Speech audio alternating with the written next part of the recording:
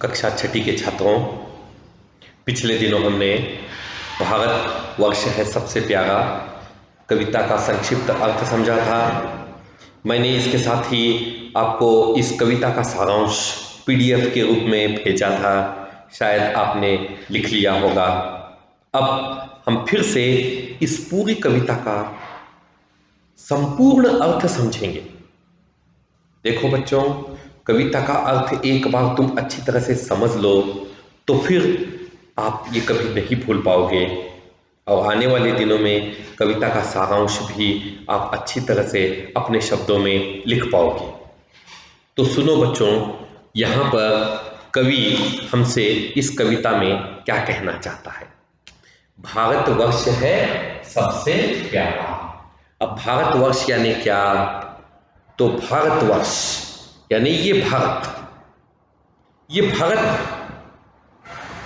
दुनिया के सभी देशों से भिन्न है, अलग है, और ये देश हमारे लिए सबसे अधिक प्रिय है।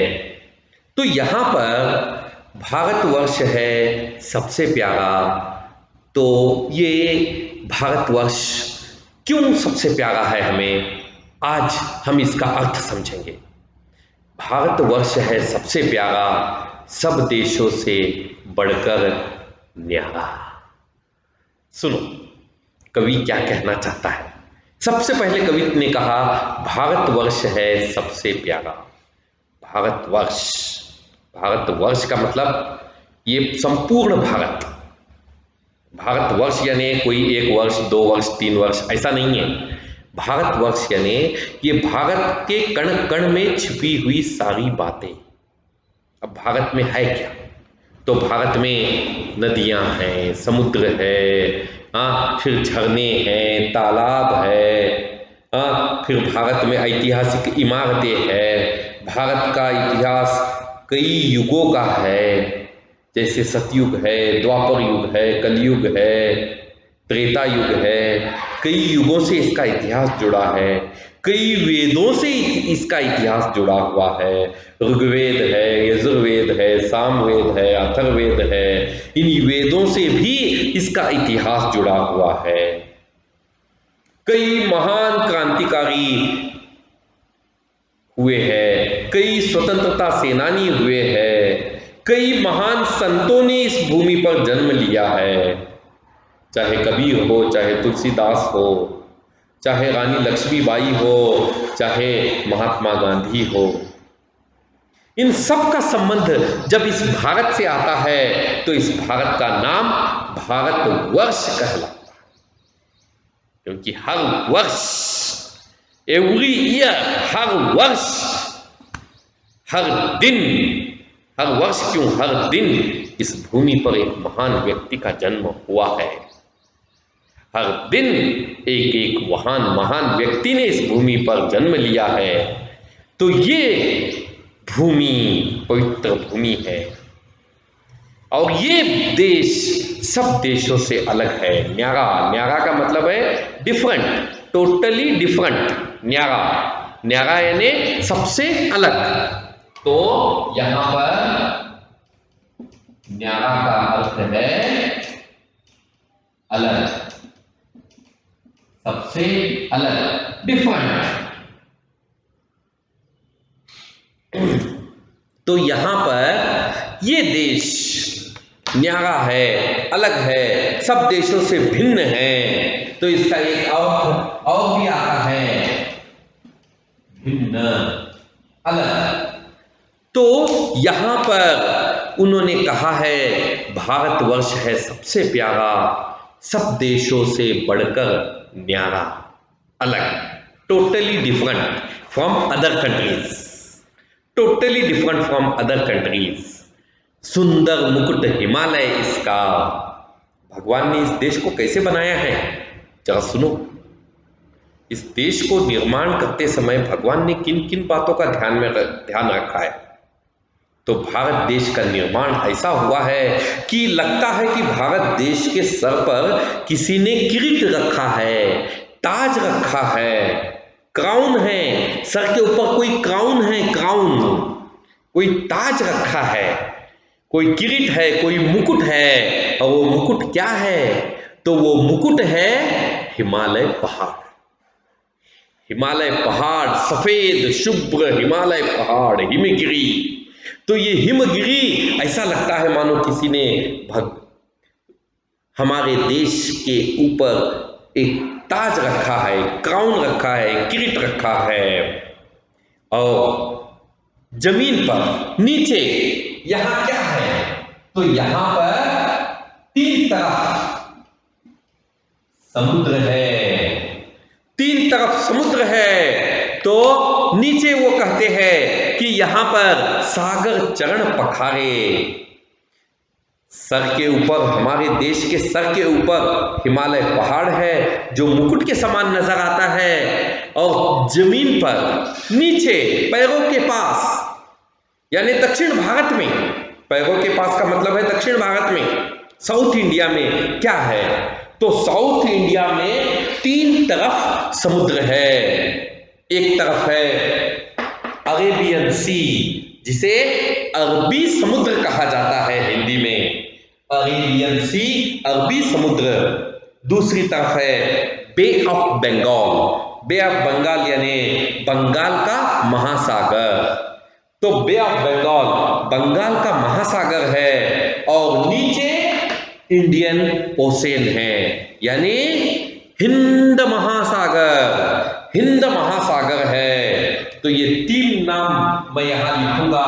तो सबसे पहले इधर है अरबी समुद्र, इधर है बंगाल, बंगाल का महासागर, बंगाल का उपसागर।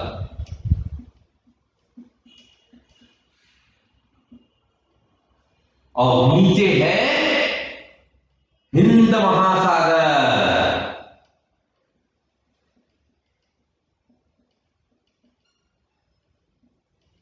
हमारे देश के पैर धोने की आवश्यकता ही नहीं है, क्योंकि तीनों तरफ समुद्र होने के कारण रोज हमारे देश के पैर अपने आप धोए जाते हैं, पवित्र रहते हैं। बताइए ऐसा कौन सा देश है इस पृथ्वी पर जिसके सर पर ताज हो और पैरों में 3 तरफ समुद्र हो? 3 तरफ समुद्र पैरों को साफ रखते हैं, स्वच्छ रखते हैं। हमने सुना है कि भगवान श्री राम हो या भगवान श्री कृष्ण हो, लोग उनके पैर धोकर, उनके चरण धोकर वो जल, वो पानी पी जाया करते थे, क्योंकि वो पवित्र आत्माएं थी। तो उसी तरह पवित्र है हमारा देश, इसीलिए इसे भारतवर्ष कहा जाता है। तो ये प्यारा भारतवर्ष, जिसके सर पर हिमालय पहाड़ यानी मुकुट के समान काम करता है, पैरों में 3 समुद्र है। तो अब यहां आगे गंगा यमुना पावन नदियां, इस देश में 2 महान नदियां, 2 नहीं 3 महान नदियां थी। अब एक नदी लुप्त हो गई है, वो नदी का नाम है सरस्वती। पहले 3 नदियां हुआ करती थी, गंगा यमुना सरस्वती, 3 नदियां हुआ करती थी। लेकिन आज केवल 2 नदियां बच गई है, गंगा और यमुना। सरस्वती नदी लुप्त हो गई है, गायब हो गई है। बढ़ती जनसंख्या के कारण इस नदी का बहाव पतला हो गया है। तो यहाँ पवित्र नदियां, पावन नदियां यानी पवित्र नदियां। तो ये पवित्र नदियां बहती है इस देश में, गंगा और यमुना। और गंगा का संबंध किससे है? भगवान शिव से है। भगवान शिव की जटाओं में गंगा नदी रहती थी। फिर भगीरथ ने इस पवित्र गंगा नदी को भूमि पर लेकर आए, और इस भूमि पर सब लोगों के पीने की पानी की समस्या को भगीरथ ने दूर किया। अपने वंशजों के विनाश, जो उनका उद्धार करना था, उस वंशजों का उद्धार करने के लिए पवित्र गंगा नदी को भगवान शिव की जटाओं से मुक्त करके भूमि पर ले आए और आज तक हम इस पवित्र नदी का जल पीते हैं। तो यहाँ पर गंगा पवित्र नदी है, तो आगे भांति भांति के अन्न फूल फल, इस पवित्र भूमि पर आपको क्या क्या मिलेगा। इस पवित्र भूमि पर आपको अन्न, अन्न यानी अनाज, अनाज का मतलब, अन्न का मतलब चावल, गेहूं, जवारी, दाल, उड़द की दाल, तुअर की दाल, मूंग की दाल, मसूर की दाल, ये सब का संबंध अन्न से होता है।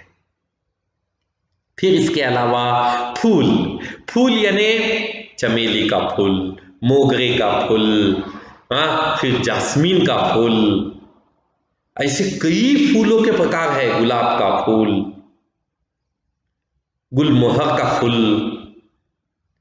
कई फूलों के प्रकार है। तो इन सब का संबंध, और इसके अलावा फल, फल में सेब, अनार, आम, जाम, अमरूद, कटहल, कई फल है। ये सब फल इस पवित्र भूमि पर आपको मिलेंगे। यहां पर सब कुछ उगता है बच्चों, यहां पर अनेक तरह के अन्न उगते हैं, अनेक तरह के फूल खिलते हैं, अनेक तरह के फल खाने को मिलते हैं। बच्चों, क्या आप जानते हो, एक ऐसा भी देश है जहां कुछ नहीं उगता, और वो है अरेबियन कंट्रीज।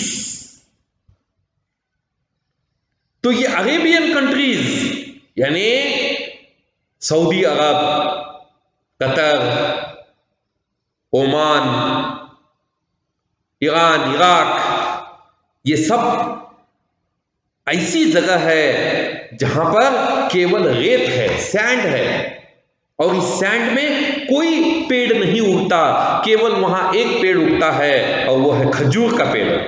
खजूर का पेड़ एक ही उगता है, और जमीन में से जगह खोदोगे तो पेट्रोल निकलने लगता है। लेकिन हमारी पवित्र भूमि कितनी बढ़िया है, यहां पर कोई भी पौधा लगा दो उसको फल आएगा, उसको फूल आएगा। इसीलिए भारतवर्ष सबसे अलग है, सबसे ज्यादा प्यारा है मुझे, क्योंकि ऐसा भारतवर्ष कहीं और नहीं मिलेगा। तो बच्चों, यहां पर केवल अन्न फूल फल नहीं मिलता, बल्कि यहां पर अनेक औषधियां मिलती है। यहां पर अनेक जड़ी बूटियां इस भूमि पर उगती है, जो कई भयंकर बीमारियों को दूर करने की ताकत रखती है। पहले एक जमाने में ये पैरासीटामोल, ये डाइक्लोफेन्स, ये एसोलोफेन्स सोडियम, ये टैबलेट्स नहीं हुआ करती थी, निमोसुलाइड, पैरासीटामोल नहीं था। तब लोग क्या करते थे, अपनी बीमारी को दूर भगाने के लिए इसी भूमि से निकलने वाले जड़ी बूटियों को खाकर अपनी बीमारी को दूर भगाते थे।